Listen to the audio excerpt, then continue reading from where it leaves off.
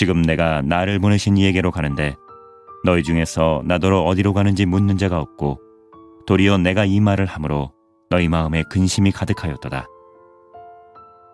그러나 내가 너희에게 실상을 말하노니 내가 떠나가는 것이 너희에게 유익이라. 내가 떠나가지 아니하면 보혜사가 너희에게로 오시지 아니할 것이요 가면 내가 그를 너희에게로 보내리니 그가 와서 죄에 대하여 의에 대하여 심판에 대하여 세상을 책망하시리라.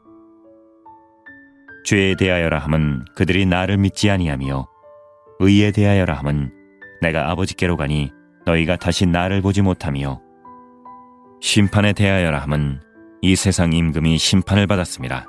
인생에는 크게 세 가지 본질적인 질문이 있습니다. 그 첫 번째 질문은 뭐냐면 인생이 어디로부터 왔는가? 인생의 기원에 관한 질문입니다. 여러분 대답해 보실래요? 인생은 어디로부터 왔습니까? 두 번째 본질적인 질문은 뭐냐면요. 인생은 왜 사는가? 존재와 실존에 관한 질문입니다. 여러분 대답해 보실래요? 인생은 왜 살아야 합니까? 그리고 마지막 세 번째 근본적인 질문은요. 사람은 죽으면 어떻게 되는가? 어디로 가는가? 그 존재는 어떤 존재가 되는가? 이 네 개의 질문입니다. 이 근본의 이 세 가지 질문을 수많은 인류들이 역사가 시작하면서 이 질문을 던졌지만 누구도 그 질문에 명쾌하게 답을 한 사람은 아무도 없습니다. 인문학도 그렇고요, 철학도 그렇고요, 어떤 의학도 그렇고 과학도 그렇고요, 어떤 종교에도 이 질문에 답을 주지 못했습니다. 그러나 오늘 성경에서는 오늘 이 질문에 대한 답이 명확하게 나와 있습니다. 한번 그러면 이 세 가지 질문에 대해서 사람들은 어떻게 대답을 하는지 한번 같이 한번 가볼까요? 첫 번째 질문, 사람은 어디로부터 왔는가? 어떤 사람은 그냥 우연히 왔다고 말합니다. 그리고 어떤 사람들은 불교에서 말하는 윤회 사상으로 인해서 사람으로 환생했을 뿐이다. 그래서 사람으로 살고 있는 것이다 라고 말을 하는 사람도 있고요. 어떤 사람들은 그냥 원자와 분자를 통해서 그리고 진화를 통해서 끊임없이 진화가 되어서 진화된 존재일 뿐이다. 자연스럽게 인간이 된 것이다 라고 말하는 사람도 있고요. 또 어떤 사람들은 자신 있게 하나님이 창조하셨습니다. 이렇게 말을 하는 사람도 있습니다. 두 번째 질문이죠. 사람은 왜 살아야 됩니까? 여러분 사람이 왜 살아야 됩니까? 죽지 못해 삽니다. 죽고 싶은데 죽지 못해 삽니다. 또 어떤 사람은 그냥 살아보니까 사라지더라고요. 그리고 그냥 먹고 살기 위해서 삽니다. 또는 종족 번식을 위해서 삽니다. 또는 일하면서 성취감을 위해 살고 사람은 명예를 위해서 삽니다 라고 말을 하는 사람이 있고요. 또 어떤 사람은 이렇게 말합니다. 하나님의 영광을 위해서 삽니다 라고 대답을 합니다. 세 번째 마지막 질문이죠. 사람은 죽어서 어떻게 됩니까? 내세에 관한 문제죠. 죽어서 어디로 가는가? 여러분은 어디로 간다고 생각하십니까? 어떤 사람은 죽으면 끝이다 라고 생각하면 죽으면 아무것도 없다. 죽으면 그냥 끝이다. 이렇게 말하는 사람도 있고 아까도 말했지만 불교의 윤회 사상을 믿는 사람들은 내가 선한 일을 했으면 선한 것으로 다시 세상에 환생이 되고 내가 악하게 행동했으면 세상에 환생할 때 아주 보잘것없는 미물로 환생을 한다. 그래서 환생을 통해서 사람도 될 수 있고 미물도 될 수 있다라고 얘기를 하고요. 또 어떤 사람들은 이렇게 말합니다. 사람이 죽으면 홀령이 된다, 귀신이 된다. 그래서 여기저기 다니면서 제사밥을 먹고 다닌다. 그리고 이단들이 말하는 것처럼 그 일정한 연수가 있는데 사람 몸에 들어가서 그 연수를 채운다. 이렇게 말을 하는 사람도 있습니다. 그리고 또 어떤 사람은 분명히 이렇게 말합니다. 사람이 죽으면 천국과 지옥으로 갑니다. 이렇게 말을 합니다. 여러분 인생에 대한 정의나 이 근본적인 질문에 대한 답은 다 다릅니다. 근데 아까도 말씀했지만 이 근본적인 세 가지 질문은 인류의 역사를 통해서 수많은 사람들이 던져왔던 질문이고 이 질문에 명쾌한 답은 아무도 못했습니다. 그러나 오직 하나님의 말씀인 성경에서는 이 근본적인 세 가지 질문에 대해서 명쾌하게 말씀을 하고 있습니다. 오늘 말씀이 특별히 그 말씀을 더 부각시키고 있습니다. 오늘 말씀의 배경은 뭐냐면 예수님들이 제자들과 함께 말씀을 나누는 예수님의 강화입니다. 오늘 이 말씀을 하게 된 배경이 있습니다. 오늘 제자들과 함께 진지하게 예수님은 대화를 이어가시는데 이렇게 대화를 하게 된 배경이 있습니다. 요한복음 13장 1절 말씀이에요. 같이 읽을게요. 시작. 유월절 전에 예수께서 자기가 세상을 떠나 아버지께로 돌아가실 때가 이른 줄을 아시고, 예수님이 자신이 떠날 때를 아시고 제자들과 함께 이야기를 시작합니다. 여러분, 자신이 얼마 남지 않았다고 생각하면 그 사랑하는 가족들과 나누는 모든 말은 다 유언이 됩니다. 진지한 말이 되고 감추는 말이나 외식적인 말이 아니라 진심의 말이 나오게 되죠. 예수님도 제자들과 함께 3년의 사역을 마감하면서 이제 내가 곧 아버지께로 간다. 내가 곧 세상을 떠난다. 그러면서 제자들에게 꼭 명심할 것, 당부할 것에 대해서 우리가 예수님이 말씀을 전하게 됩니다. 특히 예수님은 5절 말씀에 이렇게 말합니다. 지금 내가 나를 보내신 이에게로 가는데 라고 말합니다. 지금 내가 나를 보내신 이에게 간다. 여러분, 이 말의 의미가 뭡니까? 자신은 곧 세상을 떠난다는 거예요. 나는 곧 너희들과 이별한다는 것이죠. 내가 세상을 떠나는데 내가 사라지는 것이 아니라 나를 세상에 보내신 아버지께로 내가 돌아간다라는 이야기를 분명히 하시는 겁니다. 다시 말하면 예수님은 이 세상에 인류의 구속을 완수하기 위해서 오셨습니다. 십자가의 죽으심으로 우리를 구원하시는 일을 완성하기 위해서 예수님이 오셨어요. 그리고 그 사역을 완수한 이후에 나를 세상에 보내신 아버지께로 돌아간다는 거예요. 이것이 오늘 주님이 말씀하는 건데, 근데 문제는 예수님과 함께 했던 제자들조차도 세상을 떠난다라는 말의 의미를 잘 이해를 못했어요. 예수님이 우리와 헤어지고 예수님이 죽으시나 보다, 그러면 우리는 어떻게 되지? 라는 생각 때문에 슬퍼하고 근심이 가득 찼다고 얘기를 합니다. 우리 6절 말씀으로 확인해 볼까요? 시작. 도리어 내가 이 말을 함으로 너희 마음에 근심이 가득하였도다. 여러분, 제자들이 예수님의 말을 오해하는 이유가 뭡니까? 주님이 떠나신 이후의 일들에 대해서 모르기 때문에, 예수님이 떠나서 가시는 그 아버지께로 간다라는 말의 참된 의미를 모르기 때문에 당장 헤어짐에 대해서, 예수님의 죽음에 대해서만 근심하고 슬퍼하는 겁니다. 여러분, 마찬가지로 사람이 죽음으로 인해서 이별을 경험하면 누구나 슬퍼합니다. 슬퍼하는 게 인지상정입니다.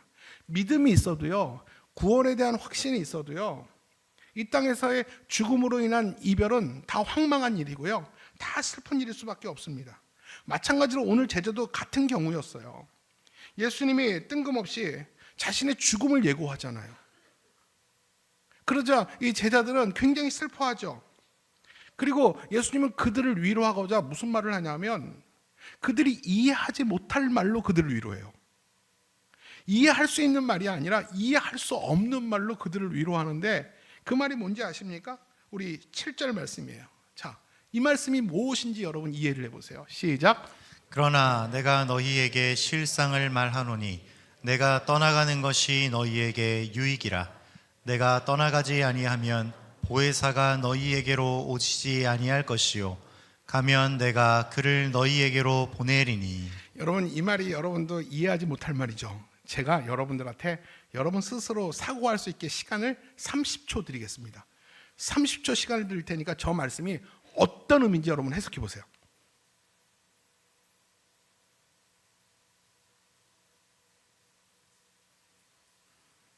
제 계산에 30초는 지났습니다. 이 말씀이 뭐냐면, 내가 너희를 떠나는 것이 너희들에게 유익이다. 내가 죽는 것이, 내가 죽어서 너희를 떠나는 것이 너희에게 유익이다. 여러분, 이런 알 수 없는 이야기를 한 거예요. 근데 이 말의 의미가 뭐냐면, 내가 너를 떠나는 것이 너희들만이 아니라 온 인류에게 복이 된다. 내가 떠나는 것이. 그런 의미군요. 왜냐하면 내가 떠나지 않으면 보혜사 성령이 오지 않기 때문이다. 내가 떠나서 아버지께로 가서 보혜사 성령을 너희에게 보내주실 때 보혜사 성령이 너희에게 오는 것이다. 그렇기 때문에 내가 떠나는 것이 너희나 인류에게 축복이 되는 것이다 라는 말을 하고 있어요. 아직도 이해가 안 가시죠? 그러실 줄 알고 계속 설명을 해드릴게요. 여러분, 보혜사라는 말이 무슨 말이냐 하면, 보혜사를 보내겠다, 들어보셨죠? 보혜사. 보혜사는 성도를 진리 가운데로 인도하는 성령 하나님을 말합니다. 성령 하나님. 여러분, 보혜사를 우리가 다른 별명으로 뭐라고 말합니까? 위로자 또는 변호자 또는 돕는 자. 성령 하나님은 우리를 위로하시는 분이에요. 성령 하나님은 우리를 돕는 분이세요. 성령 하나님은 하나님과 우리를 이어주는 다리입니다. 내가 가야지만, 내가 떠나야지만 보혜사가 비로소 너희 가운데 온다 라는 이야기를 하는 것입니다. 그러면서 예수님은 좀 더 이제 진지하게 더 깊은 얘기를 하죠. 7절에 보니까 내가 너희에게 실상을 말하겠다. 실상을 말하겠다. 여러분, 보통 이야기를 하다가 내가 진짜 이제부터 실상을 얘기할게 라는 말은 어떤 의미입니까? 내가 진짜 중요한 얘기 할 테니까 잘 들어. 졸지 말고 눈 감고 있지 말고. 그런 얘기 아니겠습니까? 여러분 꼭 들으라고 한 얘기는 아니에요. 내가 실상을 말하겠다. 이 실상은 어떤 의미냐면 영적인 원리와 진리에 관한 거예요. 내가 숨겨둔 이 비밀을 이제부터 너에게 이야기를 할 테니까 잘 들어라. 그러면서 어떤 얘기를 하냐면, 내가 만약 십자가에서 죽지 않고 부활하지 않았다면 너에게 구원이 없었듯이, 내가 너희를 떠나서 아버지께로 가지 않으면, 그 영광 중에 내가 거하지 않으면 하나님의 계획에 하신 방식대로 성령은 오시지 않게 되는 것이다. 이게 감추어진 하나님의 방식이고 하나님이 계획하신 원리라는 것이죠. 그 방식과 원리에 따라서 내가 하나님께로 가야 된다. 하나님께로 갈 때 하나님의 계획하신 이 플랜을 따라 성령이 너에게 오게 되는 것이다 라는 것이 바로 예수님이 말씀하시는 내가 너에게 실상을 말한다 라는 것이에요. 자, 그렇다면 예수님이 떠나셔서 영광 가운데 거하실 때 아버지께 임하는 것이 영광 가운데 거하는 거군요. 세상을 떠나서 영광 가운데 거하실 때 비로소 하나님이 예수님을 통해서 보혜사 성령을 이 땅에 보내신다는 거예요. 그래서 예수님이 떠나는 것이 너에게 유익이다. 내가 떠나야지 성령이 오기 때문에 너에게 유익이다 라고 말합니다. 여러분, 마찬가지로 구원받은 자가 세상을 떠나는 목적을 안다면, 그리고 구원받은 자가 세상을 떠나 어디로 가는지 목적지를 안다면, 떠나는 자나 죽는 자나 떠나 보내는 자는 그리 슬프지 않을 겁니다. 이 말의 의미를 아세요? 여러분, 우리는 부모의 죽음 앞에서 통곡을 하죠. 가슴 아프고 참 슬픈 일입니다. 그러나 여러분, 오늘 주님이 실상을 말합니다. 오늘 떠나는 자가 어디로 가는지, 떠나는 곳의 목적을 알고 목적지를 본인이 알고 가족들이 안다면 이 죽음이 그다지 슬프거나 근심스럽지는 않을 거라는 것입니다. 이해 가십니까? 그래서 예수님께서는 자신이 여기를 떠나는 것이 절대 너희에게 손해가 아니다라는 것을 이야기하는 겁니다. 자, 그렇다면 성령께서 이 세상에 오시잖아요. 보혜사 성령이 이 세상에 주님께서 보내셨잖아요. 성령이 이 땅에서 하는 일이 뭘까요? 왜 성령이 꼭 굳이 오셔야 됐을까요? 성령이 하시는 일 이전에 예수님이 하신 일을 먼저 확인해야 돼요. 자, 예수님은 하나님의 아들입니다. 온 인류를 구원하기 위해서 인간의 옷을 입고 이 땅에 오셨습니다. 맞습니까, 여러분? 그리고 십자가의 죽으심으로 죄와 절망과 죽음 가운데 있는 우리를 구원하셨습니다. 이것이 예수님이 지상에서 이루신 사역입니다. 자, 그렇다면 그 예수님이 온 인류의 구원자라는 사실을 누가 온 인류와 전 세대에게 전할 수 있겠습니까? 누가 전하겠습니까? 예수님이 오신 지 2000년의 역사를 흘렀어요. 모든 세대가 세대를 이어서 인류와 역사를 거쳐서 여기까지 왔어요. 모든 세대가 끊이지 않도록 예수가 구원자고 인류의 구세주라는 사실을 누가 전했습니까? 성령이 전한 것입니다. 모든 인류와 모든 세대에게 예수가 구원자라는 사실을 증거하고 전하기 위해서 성령이 세상에 오신 겁니다. 그래서 성령의 복음은 온 세상에 퍼지게 된 것입니다. 다시 말하면 예수 그리스도가 인류의 구원자라는 사실이 시공간을 초월해 그 진리가 보존되고 유지되고 확장되는 일에 성령이 이 세상에 오셔서 그 일을 하셨다라는 것입니다. 그래서 예수님이 떠나가셔야지만 성령이 오시는 겁니다. 그래서 성령이 오셔야지만 모든 세대가 성령의 음성으로 복음을 들을 수가 있는 것입니다. 따라서 오늘도 복음을 알게 하시고 복음을 전하게 하시고 복음을 듣게 하시고 이해하게 하시고 깨닫게 하시고 믿게 하시고 확신에 거하게 하시는 것은 다 누구의 일입니까? 성령의 일입니다. 그뿐만 아니라 우리가 예수를 믿고 구원에 이르는 모든 과정 속에서 우리의 발걸음을, 우리의 마음을, 우리의 삶을 인도해 가시는 분이 누굽니까? 성령 하나님입니다. 여러분, 그리고 우리가 의지적으로 우리의 노력으로 우리는 예수님을 만날 수 없어요. 기독교와 타종교의 결정적인 차이가 그거거든요. 타종교는 내가 내 의지로 내 노력으로 내가 신을 찾아가면 만나요. 근데 기독교는 내가 만나고 싶어도 주님이 만나주질 않아요. 내가 노력하고 불공을 들이고 손을 비비고 1000배를 내가 절을 한다 할지라도 신인 나를 만나주는 게 아니에요. 하나님이 나를 찾아오시는 종교입니다. 이게 기독교와 타종교의 차이예요. 우리가 의지적으로 주님을 만날 수가 없어요. 성령이 계셔야 됩니다. 성령이 찾아오셔서 내 손과 예수님의 손을 맞잡게 해주는 것이 성령의 역할입니다. 그 성령이 오셔야 돼요. 그 성령이 오셔야지만 예수 그리스도의 복음을 우리가 깨달을 수 있고 성령이 가르쳐 주셔야지만 예수 그리스도가 우리의 구원자라는 사실을 비로소 깨달을 수 있습니다. 그렇기 때문에 예수님이 가셔야 돼요. 예수님이 가시고 성령이 오셔야지만 이 일을 우리에게 전할 수 있다라는 것입니다. 그래서 예수님께서 승천하실 때에 제자들에게 무엇을 명령합니까? 누가복음 24장 49절이에요. 시작. 볼지어다 내가 내 아버지께서 약속하신 것을 너희에게 보내리니 너희는 위로부터 능력을 입혀질 때까지 이 성에 머물라 하시니라. 예수님께서 승천하실 때 많은 제자들에게 마지막 했던 그 금원 같은 일언이 뭔지 아십니까? 볼지어다 아버지께서 예전부터 약속하신 것, 그것을 예루살렘에서 떠나지 말고 기다리라는 거거든요. 그리고 또 능력이 입혀질 때까지 예루살렘에 기다리라고 했습니다. 제가 물어볼게요. 아버지가 약속한 것이 뭘까요? 그리고 너희들이 입어야 될 능력이 뭘까요? 뭐예요? 성령이라는 겁니다. 그래서 제자들과 수많은 예수님의 무리들은요, 예수님의 말씀과 유언을 따라서 아버지께서 약속한 것이 무엇인지 모르지만 그것이 올 때까지 그들은 기다리고 있었어요.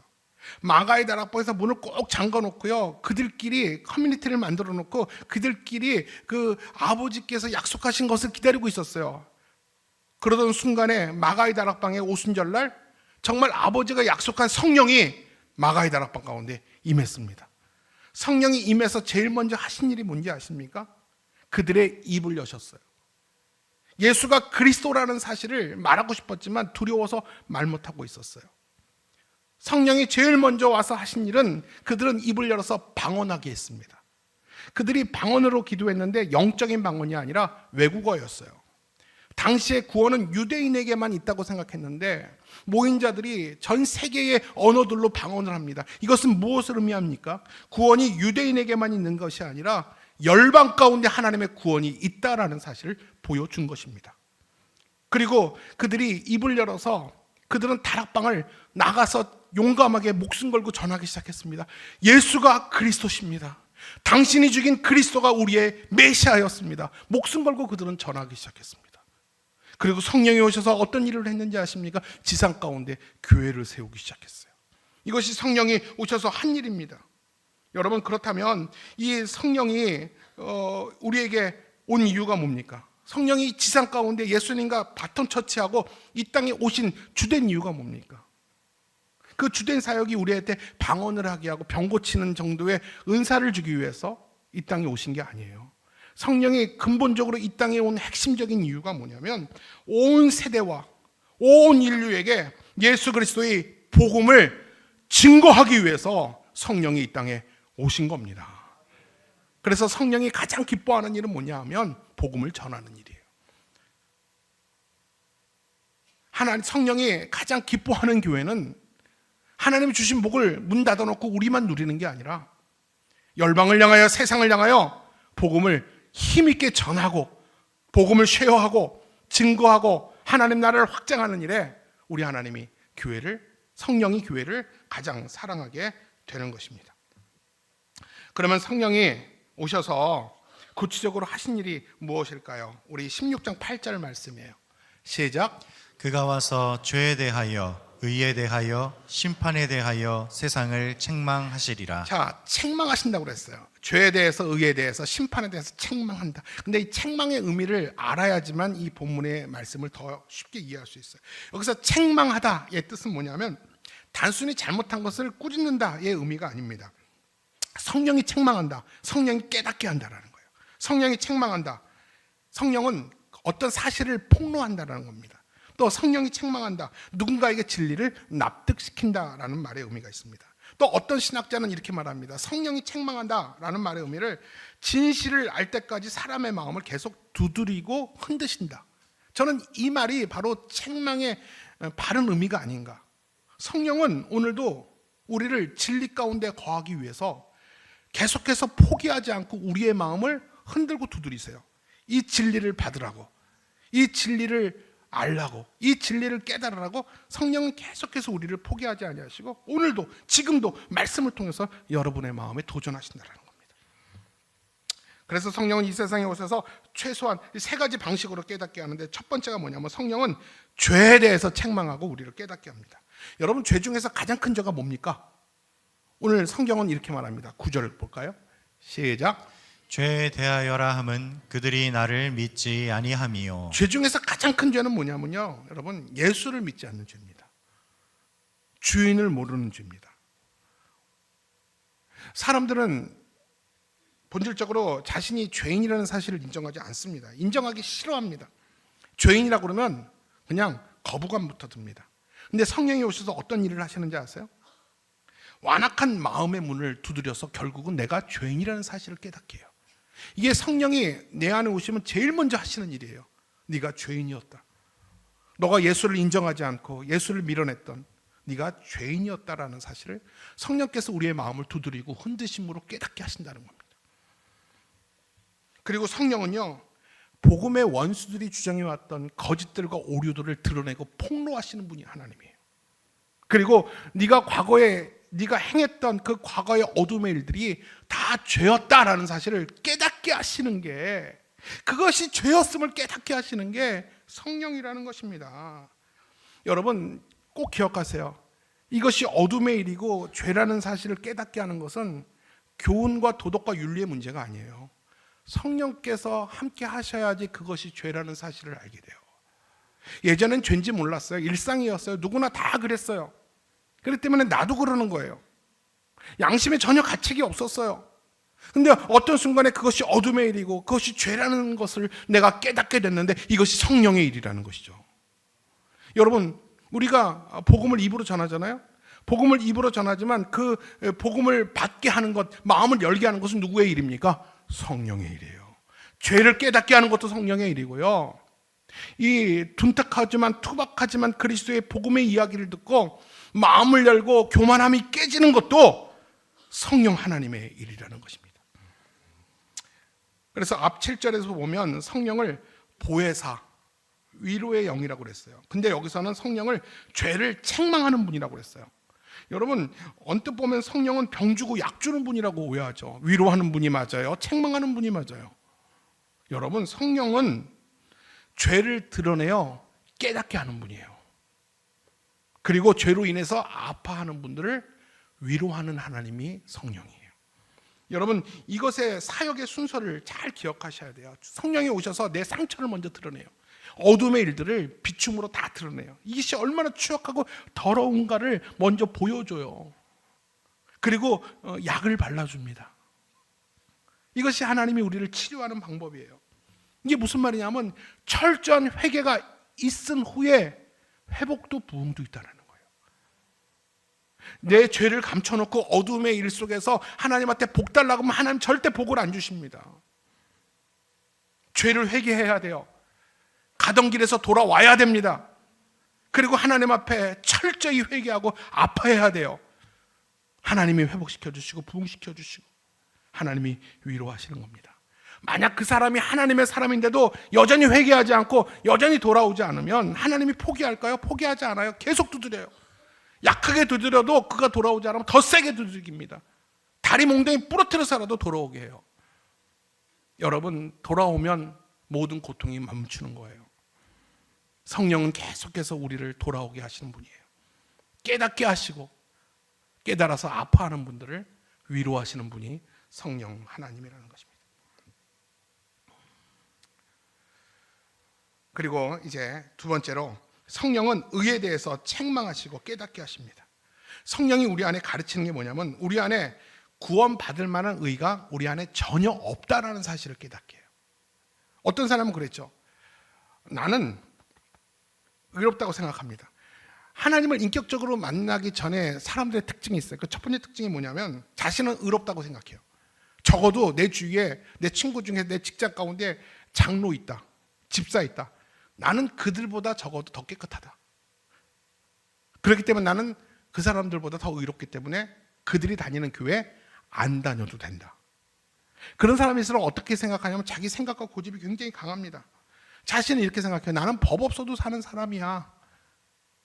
그리고 나는 누구한테 폐를 끼치지 않았기 때문에 만약 천국이 있다면 난 천국 갈 거야. 그 집사 장로는 안 가더라도 나는 그들보다 의로워. 나는 천국 갈 거야. 이렇게 생각하고 착각하는 사람들이 있어요. 여러분, 성령이 오셔서 어떤 일을 하시는지 아십니까? 그 생각과 착각을 깨트리세요. 생각과 착각을 깨트리십니다. 여러분, 인간은 어떤 선한 의지나 선한 행동으로 절대로 구원받을 수 없음을 성령이 알게 해주세요. 이걸 알게 하는 게 성령이라니까요. 성령이 아니고는 우리가 예수를 그리스도라 시인하지 못하는 것처럼 성령이 아니고는 내 안에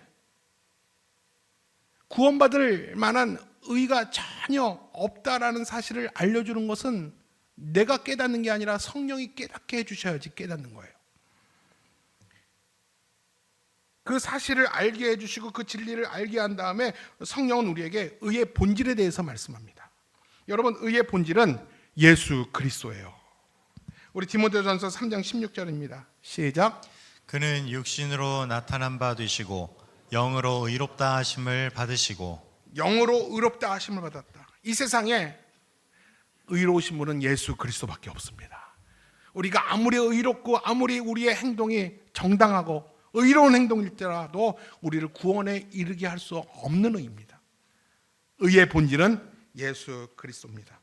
성령이 오셔서 어떤 일을 하셨습니까? 사람들에게 이 의에 대해서, 예수 그리스도에 대해서 가르치시고 깨닫게 하시고 믿게 하신 것이 누구라고요? 성령 하나님이라는 것입니다. 성령이 일하시는 순서는 이와 같아요. 먼저 성령이 뭐부터 한다고 그랬어요? 우리의 죄를 드러내고 내 죄됨을 깨닫게 한다고 그랬죠. 그렇게 되면 내 의가 아닌 하나님의 의를 찾게 됩니다. 누가 구원자를 찾냐 하면 죄인이라고 깨닫는 사람이 구원자를 찾아요.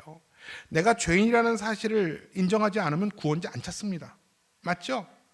내 삶이 무너졌을 때 비로소 삶의 짐에 눌려서 주님을 찾아요. 잘 살 때, 잘 나갈 때 주님 안 찾습니다.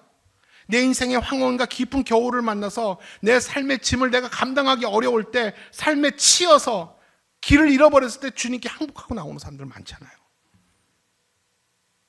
여러분, 마찬가지예요. 마찬가지예요. 나는 죄인입니다. 나는 아무 의가 없습니다. 내가 의가 없는 죄인입니다. 하나님의 의를 찾는 순간에 그때 어떻게 의를 얻을 수 있는지 깨닫게 하시고 그의 의의 자리로 인도하시는 분이 성령 하나님이라는 것입니다. 마지막, 성령은 심판에 대해서 책망하신다고 그랬어요. 세상엔 두 가지 종말이 있어요. 개인의 종말과 세상의 종말. 개인의 종말은 죽음이죠. 여러분, 젊었을 때는 죽음에 대해서 진지하게 고민하는 사람이 별로 없어요. 근데 이제 연배가 들고 50, 60이 넘어가고 우리 가족들이 돌아가시고 내 친구의 부고를 받으면 신앙이 있든 없든 인생이 그리 길지 않구나. 죽음이 어느 순간에라도 나를 찾아올 수 있겠구나라는 죽음의 공포와 두려움이 어느새부턴가 우리를 찾아오죠. 여러분, 성령이 그것을 깨닫게 합니다. 성령은 성도에게 죽음 이후에 반드시 선악간의 심판이 있다는 사실을 성령은 알려줘요. 여러분, 죽음은 끝입니까? 아니에요. 성령이 우리에게 분명하게 기억하고 인지시키는 건 뭐냐면, 성도의 죽음이든 악인의 죽음이든 죽음으로 끝나는 것이 아니라 죽음 이후에 선악간에 하나님의 심판이 있다라는 사실을 우리에게 알려주고 살면서 그거를 인식하며 살게 하는 겁니다. 여러분, 성령은 우리에게 지금 어떤 일을 하냐면, 네가 오늘도 살아가는 일상 가운데 우리 안에 떠나지 않는 생각은 하나님의 심판을 기억하게 합니다. 하나님의 심판을 늘 기억하고 살면 우리의 인생은 진지해집니다. 죄로부터 멀리합니다. 우리의 본성을 따라, 우리의 욕구를 따라서 충동적으로 절대 살지 않습니다. 진리를 따라 삽니다. 진리에 의해서 우리가 목말라하며 진리를 갈망하게 됩니다.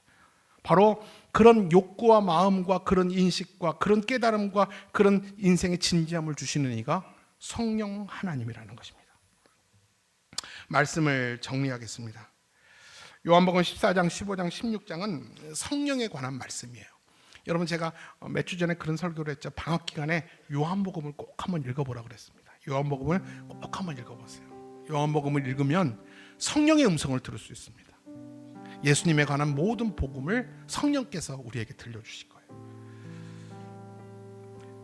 예수님은 모든 예수님의 진리, 복음의 진리를 성령이 오셔서 가르쳐 주시고 이해시켜 주시고 깨닫게 해주세요. 그리고 죄에 대해서도 성령은 책망하지만 아파하는 자들을 위로하시는 분이 성령이고요. 그리고 우리에게 다가올 심판을 기억하게 하여 인생을 진지하게 살도록, 일상의 삶에서 죄를 멀리하며 진리를 따라 살도록 우리에게 용기 주시고 우리를 인도하시는 분도 성령이라는 것입니다. 여러분, 성령님이 우리 안에 충만하실 때 우리가 비로소 예수님을 닮아가는 거예요.